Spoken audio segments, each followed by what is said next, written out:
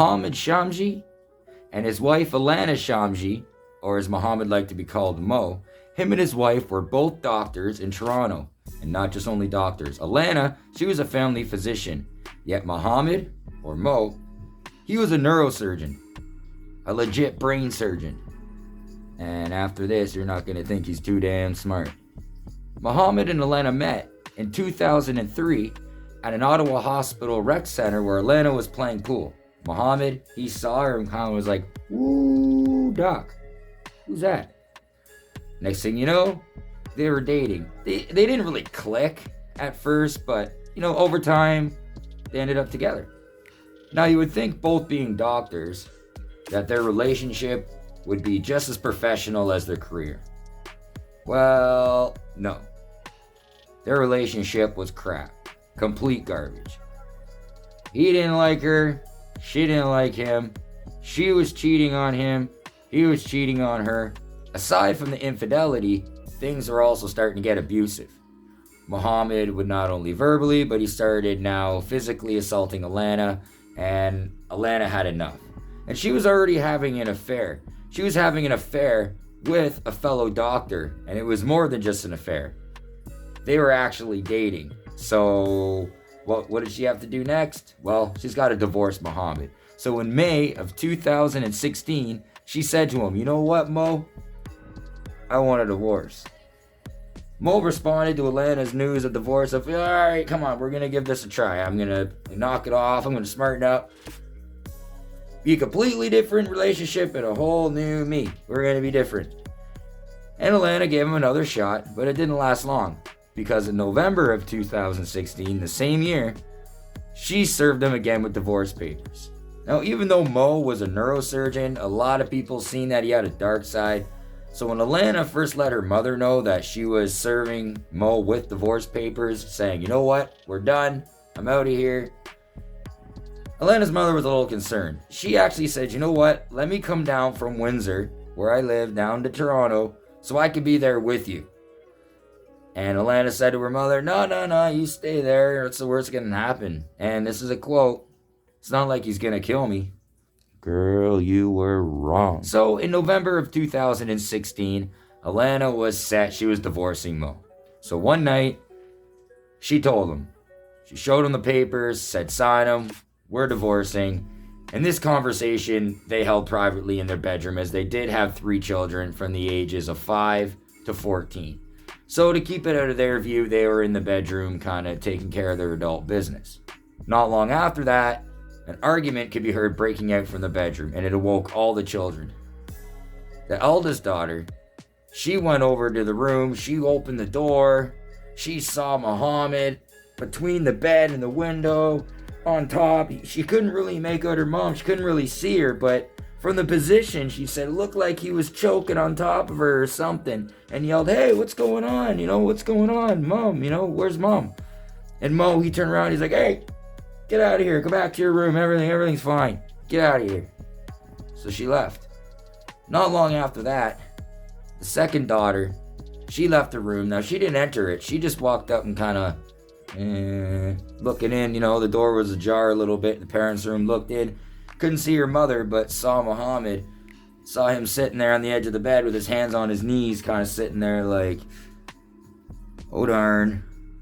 Both girls went back to their bedroom, and all of a sudden they could hear rustling coming out of the closet area of their parents' room. Since the rooms are close together, you could kind of map out, the sounds from the adjacent room, and they knew those sounds were coming from the closet. And what was coming from the closet? Well, it was Mohammed, or Mo, pulling out a suitcase. Mohammed had beaten and strangled Elana, and she was clearly deceased. So he was in a panic. So what did he do? He took the suitcase, he stuffed Elana's body inside of the suitcase, zipped it up, and left the house. Took the suitcase, put it in his car, and started driving. He had no idea where he was going, no idea where he was doing, where he was going to dump her or nothing. So after a little while of him driving around, he was about 50 kilometers north in the area of Vaughan, Ontario. He stopped on an overpass bridge, and it was just above the Humber River there, and threw the suitcase over the bridge into the water. You're a freaking brain surgeon, and that's the smartest thing you could come up with. Now, after throwing the suitcase over the overpass into the Humber River, Mo, he went back home. He wanted to act like everything was as normal as possible. He went home, he went to bed, he got up the next day, got his kids ready, got them off to school. Himself, he even went to work as a neurosurgeon, performing surgery, brain surgery, the next day after killing his wife. Can you imagine the conversation on break that day? Hey, so what'd you do last night? Catch any of the game?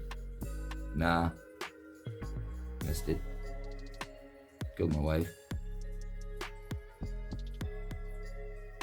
Chicago won by 2. Elana's mom, she knew what Elana's plan was. She knew that she was going to serve him with the divorce papers, so instinctively she called the next day to see how things went. She was worried, Elana didn't want to come down, so she called, couldn't get a hold of her. Other people started calling, couldn't get a hold of her. It went as far as the family reached out to Elana's neighbor to go over and take a look around. So Elana's neighbor, she went over to the house, she started snooping around, looking, and noticed that Elana's Honda Pilot was still in the garage and she was gone. Now when Elana's family asked Mohammed, said, hey Mo, where'd Elana go? He's like, as you know, she wanted to serve me with divorce. So she packed a suitcase and she took off with her boyfriend. That was the best he could come up with.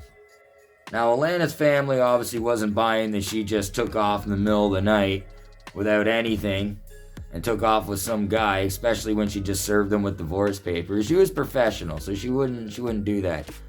Not only that, her car was still in the garage. So Elana's mom, she got in her car and she drove from Windsor all the way to Elana's home in North York, arrived there at 5 a.m.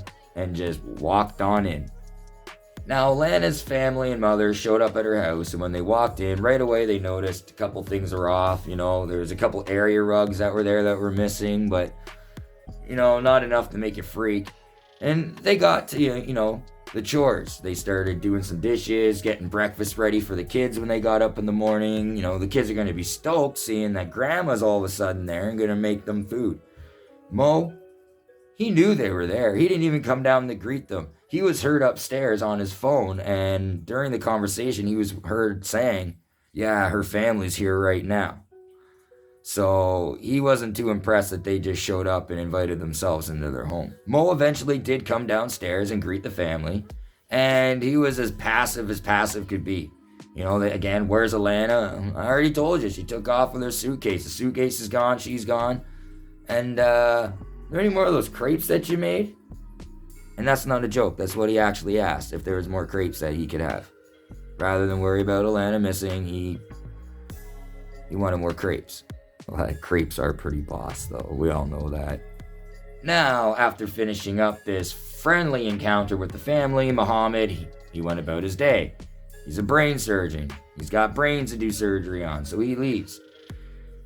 And later on that afternoon, the police, they did find Elana's body in the suitcase off the overpass in the river. During all of this, Elana's family had contacted the police prior to coming down to her house because they knew something was up from the very beginning. They knew he was a shady dude and this wasn't going to go any better than anyone was going to expect it was going to go. It was going to go worse than they figured it was going to go, and that's exactly what happened. Now, it clearly didn't take the police long to figure out what happened to Elana and who did it. So 2 days after Elana served the divorce papers, 1 day after they found her remains, 2 plainclothes officers arrested Mo sitting at a coffee shop in Mississauga, Ontario, enjoying himself some coffee. And I hope he enjoyed the shit out of it because it's going to be the last one he's going to have for a while. Because I'm pretty sure you don't get Starbucks or Timmy's in prison. Now, Mo, he was arrested and held on first-degree murder charges without bond, clearly. And he tried telling the police the same story. We were both having an affair on each other. I was seeing different women. She was seeing a fellow doctor, which blossomed into a relationship. She wanted to divorce me, and all of a sudden she took a suitcase and she took off. Well, the police didn't buy it, and he knew it, and he stopped putting up a fight. He pretty much just went with the flow. He knew he was busted. And for a brain surgeon, not too freaking bright, was he? Maybe he should have tried rocket science. Now, since December 2nd, 2016, when Mo was arrested at that coffee shop by plainclothes officers, he was held in custody until the outcome of the trial for the murder of Elana. And in May of 2019, he pled guilty to second-degree murder, and he received life in prison with no chance of parole for 14 years. Mo did think he was going to try to be slick, and he transferred a whole bunch of his trust, almost in the amount of $700,000, into a trust fund with his lawyer with the title legal fees, thinking that if he gets paroled, he's going to have all this money he's going to get at and still live a good life. His lawyer's probably right now sitting there thinking, idiot. So that's the story of Elana and Mohammed Shamji. Both physicians, Mohammed being a neurosurgeon and Elana being a well-respected family physician, and how doesn't matter how high in regard someone is in professionalism, everybody's human and everybody's got a dark side. I'm just happy that guy didn't freak the hell out when he was cutting someone's head open, like stub his toe and, son of a... Once again, of course, I'd like to thank you for watching another episode of Horror Lore. Please like, please share, please subscribe, please comment, and you never know. One of the next stories I tell could be about you or somebody you know. Until the next time, thanks again.